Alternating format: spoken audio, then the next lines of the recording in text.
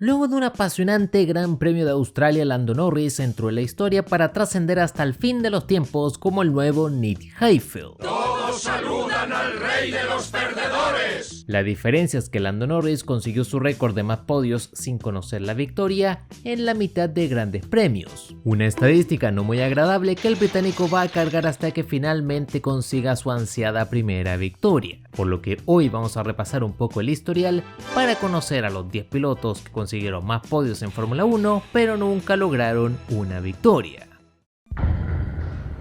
Andrea De Cesaris se labró su fama a punta de destrozar autos, y es que te despidan de un equipo de Fórmula 1 porque ya no hay dinero para seguir reparando los monoplazas es un antilogro bastante destacado digno de la medalla Berger honorífica. El italiano inició su larga trayectoria con Alfa Romeo reemplazando a Vittorio Brambilla, donde terminó chocando al Tyrrell de Derek Daly recién en su segundo GP. Afortunadamente De Cesaris tenía un super mega aliado, Marlboro, que era su auspiciador principal, lo que le permitió tomar un asiento titular en McLaren en 1981, pero terminó involucrado en 19 accidentes en una temporada que tuvo 15 carreras. En el 82 volvió a Alfa Romeo, donde logró su primera pole en Long Beach, que no le sirvió de nada porque terminó retirándose. En Mónaco subió por primera vez un podio de Fórmula 1 que pudo ser su primera victoria, ya que el final de la carrera fue una auténtica locura. Patrese perdió el liderato al trompear en la horquilla, mientras que Pironi, quien había tomado la punta, se retiró por falta de combustible. El problema es que De Cesaris tenía vía libre para ganar, pero se le terminó acabando también el combustible y Patrese se llevó la victoria. El 83 se anotó 2 podios más, que fueron 2 segundas posiciones en los grandes premios de Alemania y Sudáfrica. Entraría en una larguísima sequía hasta que se sacó la mufa en Bélgica en 1987, donde literalmente tuvo que empujar su auto hasta la meta para asegurarse la tercera posición. Viviendo algo similar en Canadá 89, donde Senna tenía la victoria en el bolsillo pero rompió motor. Y mientras Thierry Bout lograba su primera victoria, De Cesaris le daba su primer podio al humilde equipo Scuderia Italia. En total fueron 5 podios en 208 grandes premios disputados sin probar la victoria, en una trayectoria que dio inicio en 1980 y que finalizó en 1994 con Sauber. Luigi Villoresi fue otro piloto italiano que escribió su leyenda mucho antes del nacimiento de la propia Fórmula 1, logrando importantes victorias internacionales desde la década del 30. Cuando finalmente nació el campeonato de Fórmula 1 en 1950, Villoresi ya tenía más de 40 años, pero lo positivo es que era piloto del Cavallino. Su primer año con Ferrari no fue muy bueno, pero en el segundo consiguió 3 podios en 7 grandes premios, lo que no suena tan mal hasta que te digo que terminó a varias vueltas de los líderes en esos grandes premios.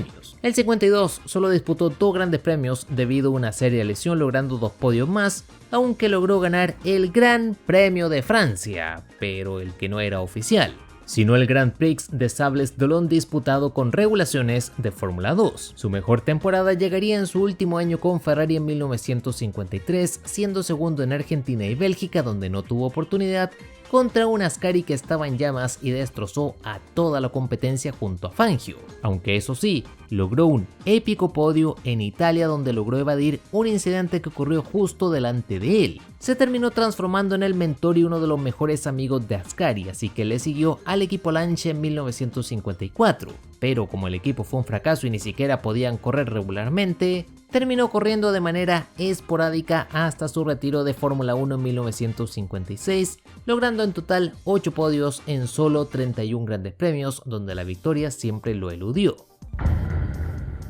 En la siguiente posición tenemos un triple empate. Primero Martin Brundle, que es famoso por relatar actualmente las carreras de Fórmula 1 en inglés, pero que también tuvo una laureada trayectoria de la resistencia capitaneando a Jaguar y sobre todo una campaña épica de Fórmula 3, ya que por poco tumba al mismísimo Ayrton Senna, pero terminó perdiendo el título en las últimas vueltas de la última carrera. Su salto a la categoría reina llegó con Tyrrell el 84, donde tuvo un desempeño impresionante. Logró puntos en su debut y logró subir al podio en su segundo gran premio. El problema es que estos resultados se fumaron cuando Tyrrell fue acusado de hacer trampa y terminaron descalificados de toda la temporada. Y para peor remate, en Dallas terminó sufriendo un durísimo accidente que por poco provoca la amputación de su pie izquierdo. Brundle logró recuperarse de sus serias lesiones, pero quedó con secuelas de por vida. Aún así se mantuvo en la categoría, regresando al podio recién en 1992 gracias al equipo Benetton.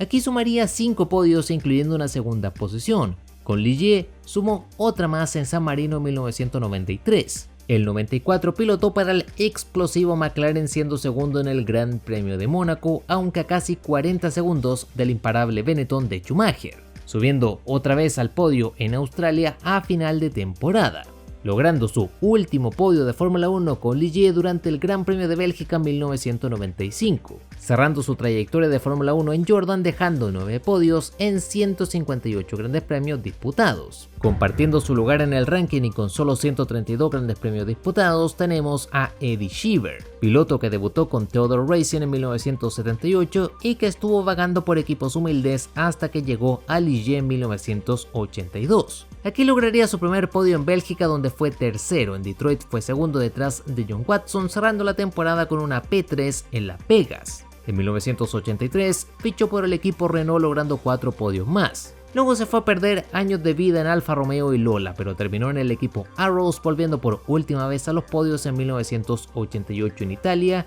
y en Estados Unidos 1989, el que fue su última temporada como piloto de Fórmula 1 antes de saltar de lleno a la IndyCar. Y por último tenemos a un histórico como Jean Vera, piloto francés de la era clásica que un día podía ser una amalgama de los mejores de la historia y el otro día se transformaba en un Lance Stroll cualquiera. En Fórmula 1 debutó y se mantuvo varios años corriendo para Gordini, con los que logró su primer podio en su segundo Gran Premio en Suiza 52. El 55 pasó a Maserati con quienes logró 6 podios, teniendo su mayor chance en Argentina 56. Todos los líderes se vieron afectados por distintos problemas, incluyendo a Fangio que terminó trompeando cuando Sterling Moss rompió motor frente a él. Vera pudo haber ganado, pero terminó trompeando casi al final de la carrera y aunque Maserati protestó el resultado ya que Fangio supuestamente recibió ayuda externa para regresar a pista, lo que era ilegal, la FIA se hizo la ciega y mantuvieron el triunfo del maestro. El piloto francés logró su último podio cuando fue tercero en Países Bajos a bordo de un BRM para un total de 9 podios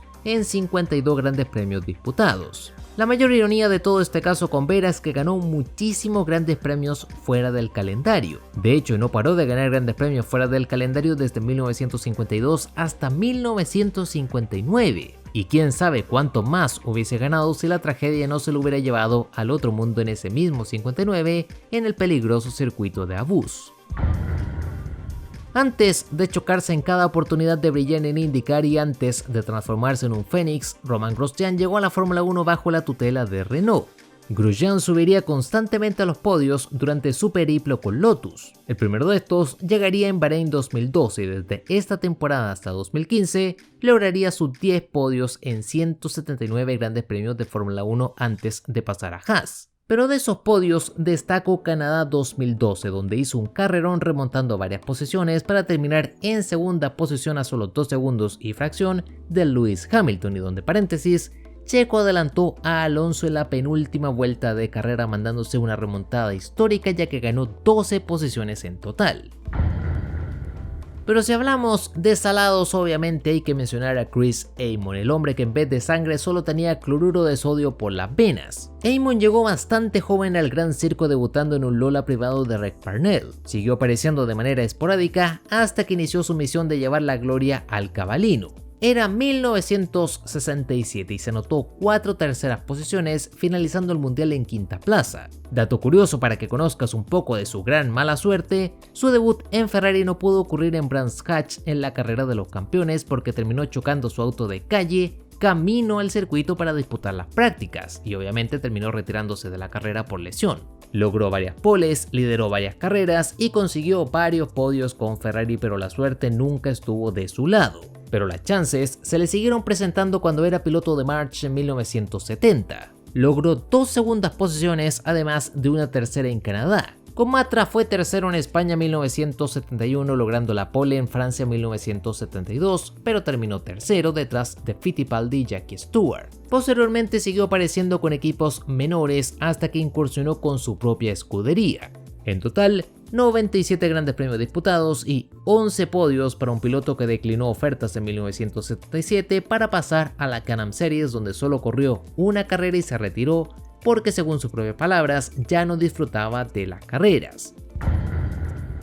Stefan Johansson fue uno más de los suecos voladores del motorsport, que debutó en Fórmula 1 de la mano de Shadow en 1980, aunque no se pudo clasificar. Con lo que sí lo pudo hacer fue con Spirit en 1983, que era el proyecto ultra mega secreto de Honda. Desafortunadamente terminó metido en toda la polémica de Tyrrell en 1984, pasando unos grandes premios a fin de año pilotando para Toleman, pero finalmente pudo dar el gran salto de su carrera cuando debutó con Ferrari en 1985. Aquí lograría 2 segundas posiciones, destacando el Gran Premio de Canadá, donde finalizó a poco más de un segundo de su compañero Michele Alboreto. En 1986 sumó 4 terceras posiciones, en el que fue su mejor temporada como piloto, saltando a McLaren en 1987, con quienes sumó 4 podios más, destacando el de Alemania, ya que cruzó la meta con 3 ruedas por un pinchazo que sufrió en la última vuelta, con su último y 12º podio en Fórmula 1, llegando en Portugal 89 cuando pilotaba para el equipo Onyx,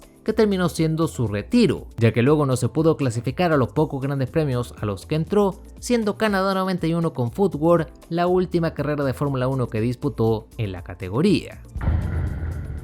Parecía que el récord de Stefan Johansson era difícil de superar, pero Nick Heidfeld se transformó en su heredero. El alemán lo tenía todo para triunfar en la Fórmula 1. Tuvo una trayectoria con varios títulos en las fórmulas inferiores, tanto en las regionales como en la Fórmula 3000, que sería la actual Fórmula 2. Tenía talento de sobra y además tenía el soporte de un gigante como Mercedes. Por este motivo terminó como piloto probador en McLaren en 1999, pero terminó debutando con el equipo Prost. Lamentablemente su temporada estuvo plagada de retiros y terminó firmando con Sauber por 3 temporadas, logrando un podio en su segundo Gran Premio con el equipo de Suiza en Brasil. A su lado estaba un desconocido debutante de nombre Kimi Räikkönen, al que Nick venció en los puntos y además le sacó un podio de ventaja.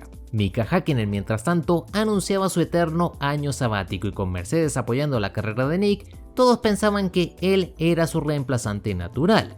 Pero para sorpresa de todo el mundo, el asiento terminó en manos de Kimi Räikkönen, mientras que Nick cumplió con su contrato quedándose en Sauber para pasar en 2004 algunas penas con el equipo Jordan. Pero su prime lo viviría de la mano de otro gigante alemán, BMW. Nick Heidfeld pasaría a Williams en la temporada 2005, donde logró 3 podios, incluyendo 2 segundas posiciones. En 2006 siguió con BMW, pero de vuelta a Sauber, y aquí Nick viviría sus mejores resultados de toda su trayectoria. En total sumó 7 podios entre la temporada 2006 y 2010, destacando el 2008, donde se anotó 4 segundas posiciones en Australia, Canadá, Gran Bretaña y Bélgica. Pero no había caso, la victoria no quería nada con él, y luego del retiro de BMW de la categoría saltó al equipo Lotus Renault, pero como probador. Lamentablemente el destino terminó arruinando la trayectoria de Robert Kubica en un accidente de rally que fue gravísimo, y por ello Nick entró como su reemplazo, logrando una tercera posición en el Gran Premio de Malasia, con la que superaba el récord de Johansson, del Rey de Reyes entre los salados. Desafortunadamente terminó desapareciendo a mitad de temporada cuando fue reemplazado por Bruno Senna. Una verdadera pena, ya que el alemán demostró un nivel bastante alto en sus 183 grandes premios disputados en 12 temporadas. Pero a veces la suerte simplemente no está de tu lado. Y finalmente el nuevo rey y heredero de Nick Heidfeld, Lando Norris, que con solo 107 grandes premios y contando, ya superó el que parecía insuperable récord de Nick. Lando demostró todas sus credenciales en las fórmulas inferiores, ganando varios títulos, incluyendo el de la Fórmula 3. Pero la terminó pecheando en la Fórmula 2 ante George Russell. Lando se encontraba dentro de la academia de McLaren, siendo oficializado como probador en 2018 para tomar un asiento titular desde la temporada 2019. En 2020, cuando finalmente volvieron las carreras durante la pandemia, logró un épico podio en Austria, aprovechándose de una sanción de 5 segundos que tenía Hamilton para colarse por los pelos en la tercera plaza. En 2021 lograría 3 terceras posiciones, pero en Italia empezarían los golpes bajos. Los aspirantes al título terminarían uno encima del otro, y esto lo aprovechó McLaren. Daniel Ricciardo tomaría la punta, mientras que Lando se posicionaría detrás de él, pero no hubo ninguna orden de equipo para cambiar las posiciones, por lo que el Sonrisas fue quien acabó con la enorme sequía de victorias de McLaren, que no ganaba en una carrera desde Brasil 2012. Seguía la carrera en Rusia, donde tuvo una chance de oro. Se hizo con la pole aprovechándose de las condiciones cambiantes de la pista, mientras que en carrera mantuvo su posición y no cometió ningún error hasta el final. La lluvia comenzó a caer con todo en Sochi y con tan pocas vueltas tocaba elegir si aguantar con las blandas o ir a boxes a asegurar con intermedias. Hamilton no quería parar, pero el equipo lo obligó un poco y terminó poniendo intermedias, mientras que Lando le gritó al box que no quería parar y terminó paliendo Berger como nunca. A solo 2 giros del final terminó fuera de la pista y por poco no mete el auto a boxes. Hamilton terminó ganando la carrera con Max Verstappen en segunda posición y Sainz tercero, mientras que Lando tenía que conformarse con una más que amarga séptima posición. Esta sería su última gran chance para intentar romper su maldición personal. En 2023 sumó 7 podios, de los que 6 fueron segundas posiciones, pero el problema es que tenía delante un Max Verstappen que ganó prácticamente todas las carreras del año y que era imposible de vencer a menos que se le rompiera el auto, cosa que terminó pasando en el Gran Premio de Australia 2024. Lando aprovechó el retiro de Max y logró colarse al podio luego de que el equipo le pidiera a Piastri que le dejara pasar a él, entrando de este modo en la historia como el piloto con más podios sin conseguir una sola victoria. Todo esto a pesar de estar en varios récords por su corta edad e incluso en la selecta lista de pilotos que más suelen puntuar en Fórmula 1, solo por debajo de Max Verstappen, Juan Manuel Fangio y Lewis Hamilton, todos campeones mundiales. Todos menos el pobre Lando, que si logra mantener su buen nivel actual, le quedan al menos unos 10 años más de Fórmula 1, por lo que si no rompe su maldición personal va a dejar un récord que va a ser insuperable como su gran legado. Y para cerrar, como siempre, una pregunta: ¿crees que Lando Norris logre ganar una carrera antes de retirarse de Fórmula 1? Como siempre voy a estar esperando tu opinión en comentarios. Ya para finalizar, como siempre puedes apoyar el canal dejando tu like y sobre todo suscribiéndote para que lleguemos de una buena vez a los 100.000 suscriptores. También puedes transformarte en miembro del canal como todas estas bellas personas que estás viendo en pantalla. Ya sin nada más que agregar, soy Spectrox, te mando un grandísimo saludo y un abrazo y nos vemos en el siguiente video.